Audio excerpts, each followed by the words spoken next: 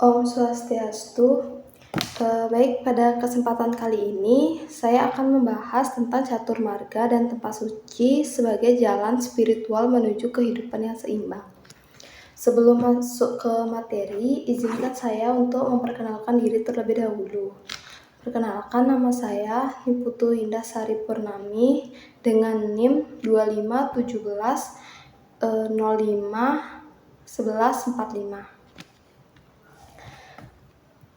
Nah, materi pertama itu ada pengertian catur marga.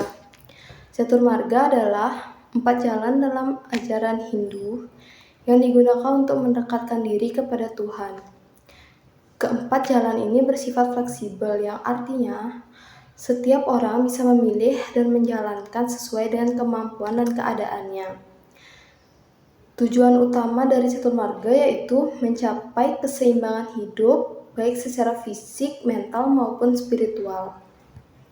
Nah, ada jenis catur marga. Catur marga itu terdiri dari 4 bagian. Yang pertama itu ada bakti marga, yaitu jalan pengabdian melalui doa dan sembahyang. Yang kedua ada karma marga, yaitu jalan perbuatan baik tanpa mengharapkan imbalan. Misalnya seperti ngayah di pura bisa juga. Terus menolong teman atau seorang yang membutuhkan lagi kesusahan, seperti itu. Terus ketiga ada jenana marga, yaitu jalan pengetahuan dengan belajar dan memahami ajaran agama. Yang terakhir itu ada raja marga, yaitu jalan pengendalian diri melalui meditasi dan latihan batin. Nah, keterkaitan catur marga. Keempat jalan ini sebenarnya tidak bisa dipisahkan.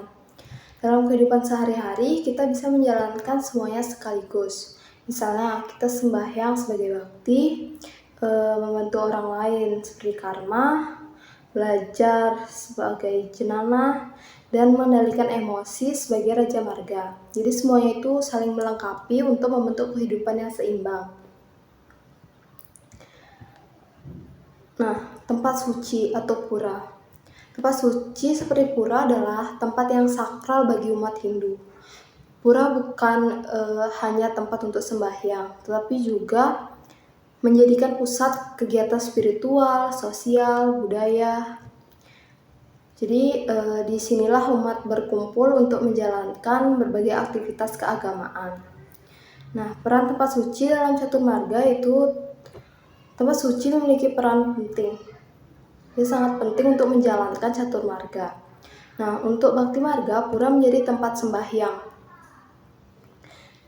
Untuk karma marga, pura bisa menjadi tempat melakukan kegiatan ngayah atau gotong royong.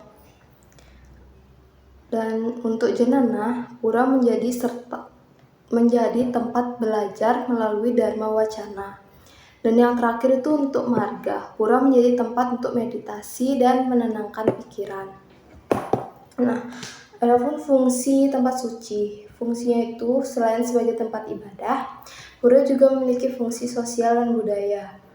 Pura menjadi tempat berkumpulnya masyarakat sehingga memperkuat kebersamaan. Selain itu, berbagai tradisi dan upacara yang dilakukan di pura juga membantu melestarikan budaya yang sudah diwariskan secara turun-temurun. Nah, relevansi di kehidupan modern ini. Di zaman modern seperti sekarang, banyak yang sibuk dengan aktivitas dan tekanan hidup. Hal ini sering membuat kita lupa menjaga keseimbangan antara kehidupan material dan spiritual. Oleh karena itu, catur marga sangat penting sebagai pedoman hidup agar kita tetap seimbang dan tidak mudah stres. Lalu ada contoh dalam kehidupan di Bali. Nah, dalam kehidupan masyarakat Bali, penerapan catur marga sebenarnya sudah terlihat sehari-hari. Misalnya saat sembahyang di Pura Besake, di Pura Ibu, di Pura Dadya, atau di kerajaan masing-masing.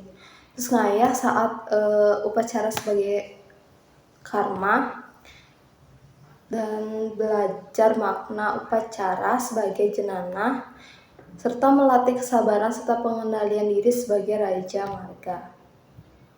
Nah, kesimpulannya adalah dapat disimpulkan bahwa catur marga merupakan pedoman hidup untuk mencapai keseimbangan spiritual. Sedangkan tempat suci menjadi sarana untuk menjalankan catur marga tersebut. Dengan memahami dan menerapkannya dalam kehidupan sehari-hari, kita bisa mencapai kehidupan yang lebih harmonis, seimbang, dan bermakna. Sekian yang dapat saya sampaikan. Mohon maaf jika ada kekurangan, dan terima kasih atas perhatiannya. Saya akhiri dengan Om Santi Santi Santi.